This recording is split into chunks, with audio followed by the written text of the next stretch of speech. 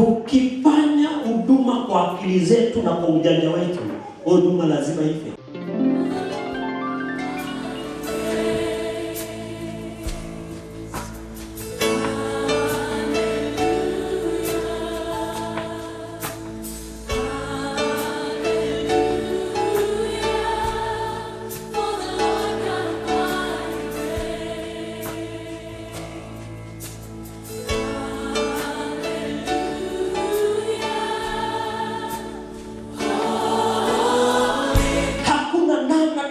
Tukayatenda yaliyo mapenzi ya Mungu hapa duniani bila roho wake wa nguvu kwa ndani yetu. Maana roho wa Bwana ni nguvu ndani ya mtu.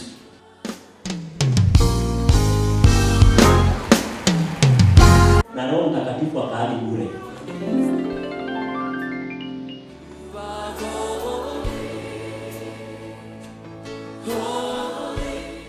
Nguvu za roho wa Mungu na utendaji wake. Tunapaswa tujue utendaji wa nguvu za roho wa Mungu ndani yetu. Utendaji wa nguvu za roho wa Mungu ndani yetu kwa kiwango kikubwa ni kumjua Mungu bila kufundishwa sana. Nguvu za roho wa Mungu ndani yetu unatusababisha tuweze kufikia hatua ya kutekeleza yale ambayo Mungu anataka tuweze kuyatekeleza. Na ndio maana katika somo letu hili la leo na mahali tulipoanzia anasema ya kwamba wala hamtafundishana kila mtu na jirani yake, maana kila ndugu yake wakisema mjue Bwana, kwa maana watanijua wote, mtu aliye mdogo na aliye mkubwa miongoni mwao. Kwa nini anasema wote watanijua katika Agano Jipya aliloweka na sisi kwa imani kama nyumba ya Israeli na nyumba ya Yuda? Leo Roho Mtakatifu amemwagwa kwetu kwa kila atakayemhitaji. Na Roho Mtakatifu ni nguvu ndani ya mtu. Ni nguvu ndani ya mtumishi, ni nguvu ndani ya mchungaji, ni nguvu ndani ya mwimbaji, ni nguvu ndani ya kila mtu. Maana kila mtu mwenye Mungu, mwenye roho wa Mungu ndani yake anapewa nguvu za kuweza kumtumikia Mungu. Bwana Yesu asifiwe. Amen. Hakuna namna tunaweza tukayatenda yaliyo mapenzi ya Mungu hapa duniani bila roho wake wa nguvu kwa ndani yetu. Maana roho wa Bwana ni nguvu ndani ya mtu. Bwana Yesu asifiwe. Kumjua Mungu, kulielewa neno la Mungu, kujua neno la Mungu kwa usahihi kunategemeana na roho wa Mungu anafanya kazi ndani ya mtu kwa kiwango gani. Unanielewa? Na hakuna namna tunaweza tukafanya kwa ukamilifu kile ambacho Mungu anataka tukifanye bila kuwa na nguvu za roho wa Mungu ndani yetu. Yesu asifiwe. Bwana Yesu asifiwe. Anasema kila mtu atamjua Mungu. Hatuwezi kumjua Mungu kwa wepesi tu, yaani kuamka tu asubuhi kutoka kwenye vitanda vyetu tukasema kwamba basi tunamjua Mungu, mimi ni mtumishi wa Mungu tu, ikaishia hapo. Kuna kitu cha ziada. Cha ziada chenyewe tunachokizungumzia ni roho wa Mungu. Na roho wa Mungu akishakuwa ndani ya mtu na kumfundisha, maana kila ambaye roho wa Mungu yuko ndani yake anamfundisha. Kazi ya Roho Mtakatifu, roho mwenye nguvu, ni kumsaidia mtu alielewe neno la Mungu kwa usahihi na ajue ni nini atakachokifanya kwa ajili ya Mungu. Amina. Bwana Yesu asifiwe. Amina. Vinginevyo tutakuwa watu wa hasara mbele za Mungu. Tutakuwa watu wa kawaida mbele za Mungu. Lazima huyu roho wa nguvu awe ndani yetu. Lazima. Na akiwa ndani ya mtu utajuaje? Ngoja ninaweza nikazungumzia hizi dalili japokuwa sijafikia hapo kwanza. Utajuaje kwamba yupo? Lazima kusukume. Unanisikia? Lazima kusukume kutekeleza kile ambacho amekupa kukitekeleza hapa duniani. Lazima akupushi, kusababisha kwamba ujione kwamba mbona nimekaa hapa, mbona nimetulia tu, wakati kuna kitu ambacho kiko ndani yangu natakiwa nikakitumie, nikakifanye kwa ajili ya utukufu wa Mungu. Bwana Yesu asifiwe. Bwana Yesu asifiwe. Huyu roho akipata nafasi au akipewa nafasi, kwa kuwa yupo kwa ajili ya kuwasaidia wale wanaotaka kusaidiwa, akipata nafasi analeta uzima ndani ya watu. Analeta nini? Analeta uzima ndani ya watu. Watu wanakuwa hai, kifo kinapotea. Kifo cha huduma ambayo Mungu ameweka ndani yako, ambacho hakiendi au hakikui pasavyo, huyu roho akipata nafasi analeta uzima, analeta uzima, analeta uhai. Kitabu kile cha Yohana Mtakatifu sura ya 6 na mstari ule wa 63. Yohana 6 mstari wa 63. Roho ndiyo itiayo uzima, mwili haufai kitu. Maneno hayo niliyowaambia ni roho, tena ni uzima. Huyo roho akipata nafasi ndani ya mtu, haumwachi mtu akae katika hali ya kawaida. Hakuachi ukae kwenye ukawaida tu, hakuachi uwe mshiriki wa ibada tu. Anaweka kitu ndani yako. Kama ni kuwa mkarimu kwa ajili ya kuwakirimu watu, anaingia ndani, anakupa ukarimu ili uweze kuhudumia watu wa Mungu. Kama ni katika eneo la usafi, akishaingia ndani yako, anakutengenezea mazingira ya kwamba upende kufanya usafi katika nyumba ya Bwana. Kama akishapata nafasi anatenda, maana ni mtendaji. Huyu roho wa nguvu ni mtendaji ndani ya watu. Bwana Yesu asifiwe. Amen. Bwana Yesu asifiwe. Amen. Na akaji ndani ya mtu bure. Bwana Yesu asifiwe. Amen. Anasema roho ndiye atiaye uzima. Roho. Hayo maneno Yesu Kristo alikuwa anasema na nyumba ya Israeli na nyumba ya Yuda, ndiyo huyo roho ambaye anatia uzima ndani ya mtu.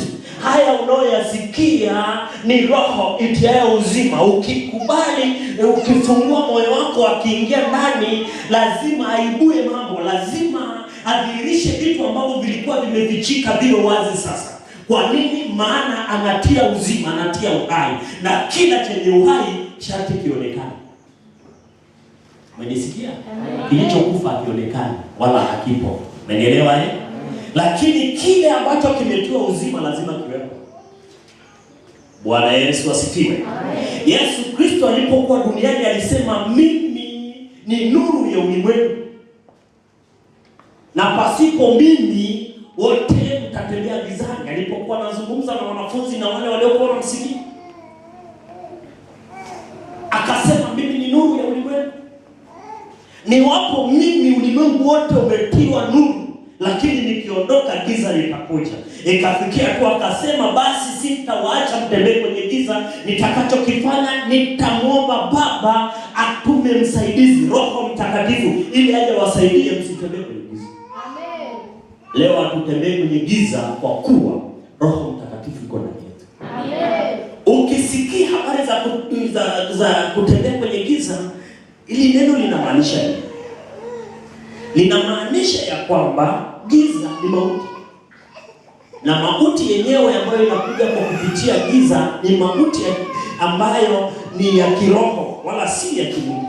Na ndio maana katika mstari wa 63 anasema, maneno niliyowaambia ni roho tena ni uzima. Roho Mtakatifu anakuja kwa njia hii. Haonekani physically hivi, yaani haonekani hivi. Roho Mtakatifu anaonekana kwa utendaji wa kazi ndani ya mtu. Unanielewa ninachokizungumza? Tutayaona matendo yake yakitenda kazi kwenye maisha yetu, yakibadilisha mwenendo, yakibadilisha. Labda huduma ilikuwa dhaifu ndani yake, sasa inakuwa na uhai, maana huyo roho ndiye ateuzi. Bwana Yesu asifiwe. Bwana Yesu asifiwe. Lakini kuna neno ambalo limejificha hapa, liko ndani ya huu mstari. Anasema mwili haufai kitu. Mwili haufai kitu. Kwa nini anasema roho ndio inayotia uzima, mwili haufai kitu? Kwa nini akasema hivi? Anasema hivyo kwa sababu mwili unajua mahali pake, lakini nafsi ambayo ndio inatiwa nguvu na Roho wa Mungu ili kupa uzima, unajua mahali pake.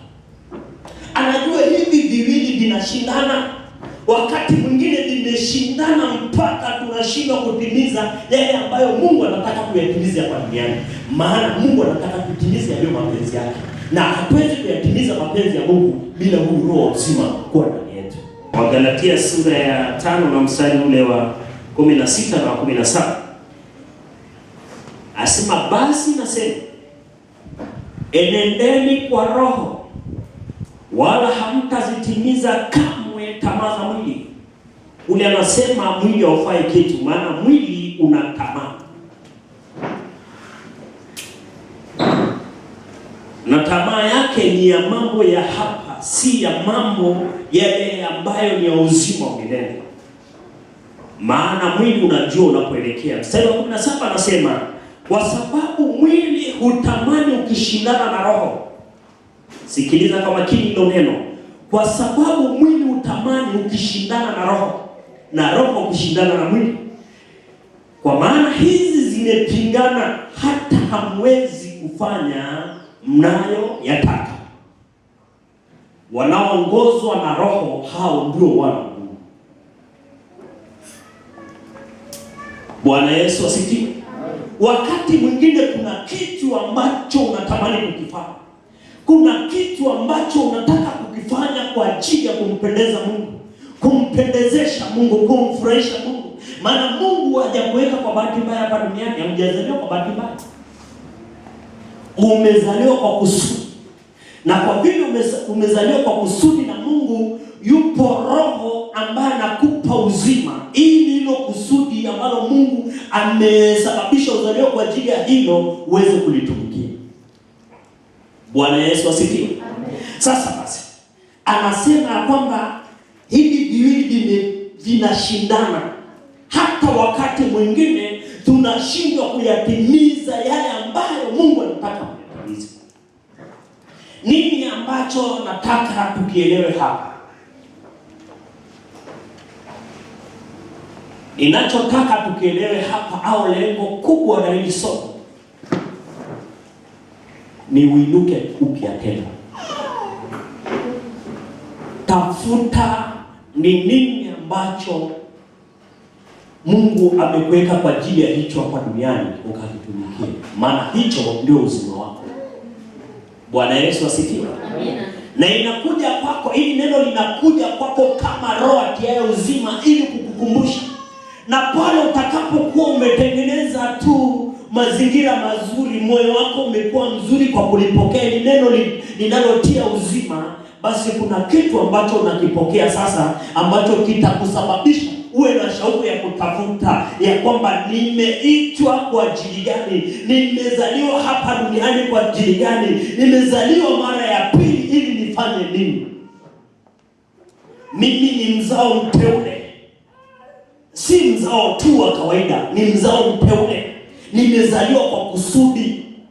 Mimi ni mbegu njema, nimezaliwa mara ya pili, si kwa kutaka mtu fulani au kwa kutaka wazazi, hapana. Nimezaliwa mara ya pili ili nilitumikie kusudi ambalo Mungu amenipa niweze kulitumikia hapa duniani. Bwana Yesu asifiwe. Na hilo ndilo litakalokuwa uzima wako. Bwana Yesu asifiwe. Amina. Haleluya. Kwa hiyo anasema kwa sababu mwili utamani ukishindana na Roho.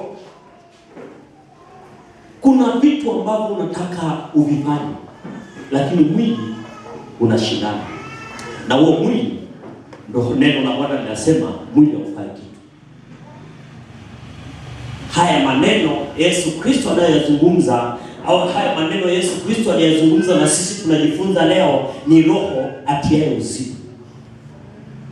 Bwana Yesu asifiwe. Amina. Wewe mwenyewe ni shahidi. Shahidi ya mtu ni roho yake mwenyewe. Na hakuna namna tunaweza tukajua yale Mungu anataka kuyafanya hapa ili tuweze kumfurahisha bila Roho wake Mtakatifu. Maana Roho Mtakatifu ndiye anayefunua hata mafumbo ya Mungu. Bwana Yesu asifiwe. Yeye ndiye anayejua ni nini ambacho Mungu anataka tukifanye ili tufurahishe moyo wake. Bwana Yesu asifiwe. Na tukifanya kwa msaada wa Roho Mtakatifu, tukisaidiwa na nguvu za Roho Mtakatifu ndani yetu, tukafanya yale ambayo ni mapenzi ya Mungu, lazima maisha yabadilike. Lazima, ya kiroho na ya kimwili, ya kindoa na ya familia, lazima yabadilike. Nini kinachosababisha wakati mwingine mtu anakaa kwenye maisha ya aina moja kwa muda mrefu? Ni kule kutokumpa Roho Mtakatifu nafasi. Bwana Yesu asifiwe. Na Roho Mtakatifu akaadi bure. Nilitoa mfano huo, ninatoa tena wakati siku ya leo. Unajua, tutamwona mtu ni wa ajabu sana, na tunaweza tukasema kapungukiwa na ufahamu, akiwa yeye mwenyewe ana kazi alafu anatafuta mfanyakazi. Yaani ana kazi alafu anatafuta mfanyakazi wa kumsaidia kazi wakati ana. Tutamwona wa ajabu sana. Sasa Roho Mtakatifu anaenda mahali penye kazi, pale ambapo umeanza kuitumia karama, huduma, kusudi ambalo Mungu ameweka ndani yako. Wakati unasema nitafanyaje ili huduma yangu ikue, naye anakuja hapo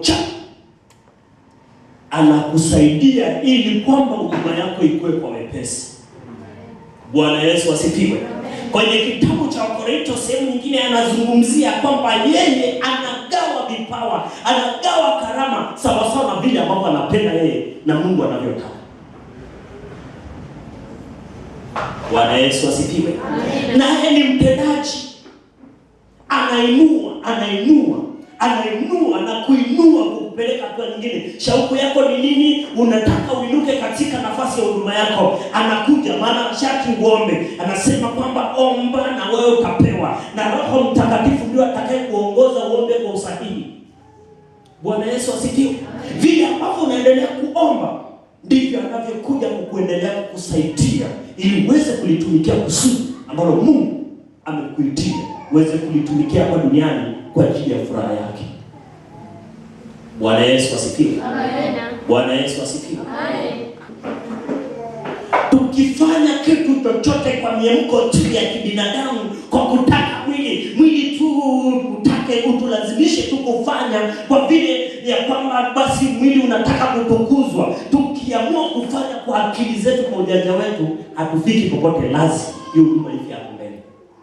Lakini kama Roho Mtakatifu yupo akitusaidia ndani ya ile huduma tunayofanya, hiyo huduma haitakufa hata watakapoamka watu na kushindana na hicho ambacho Mungu amekiweka ndani yako, hakitakaa kife, wao watakufa. Unanielewa?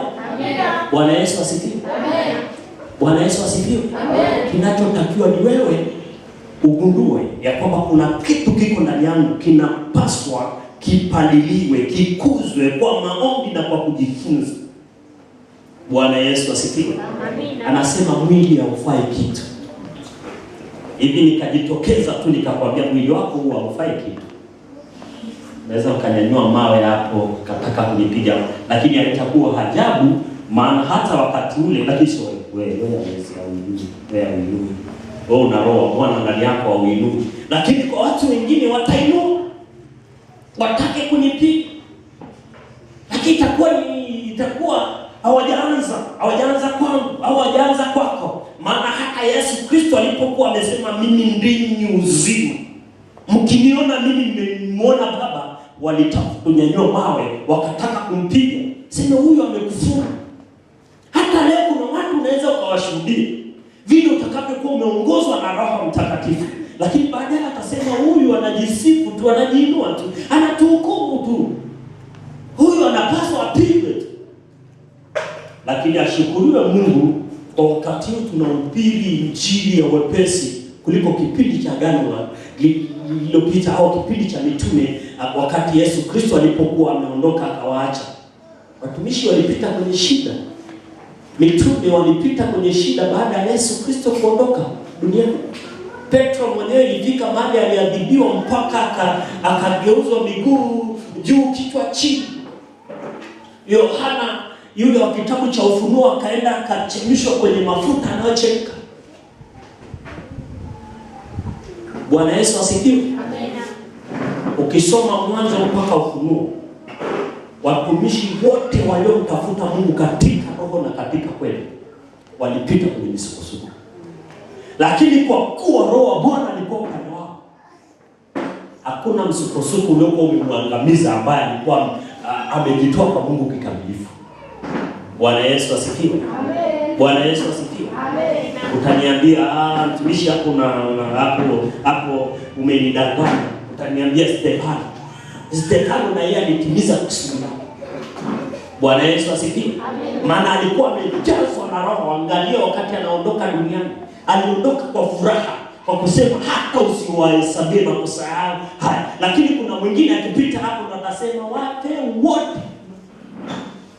Yeye anasema hata usiwasamehe na usiwahesabie, hii dhambi isiwe juu yao.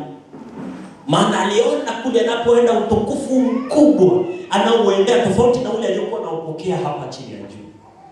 Bwana Yesu asifiwe. Amen. Haleluya. Amen. Watumishi wa Mungu wote waliofanya kwa ukamilifu walimaliza vizuri.